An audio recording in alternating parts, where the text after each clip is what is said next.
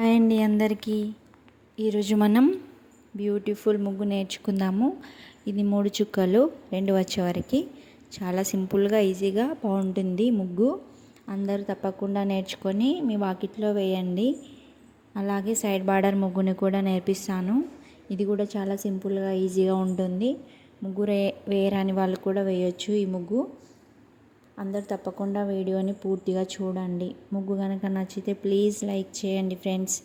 అలాగే కామెంట్ చేయండి. ఇంకా నా ఛానల్ని సబ్స్క్రైబ్ చేయండి. Thank you friends.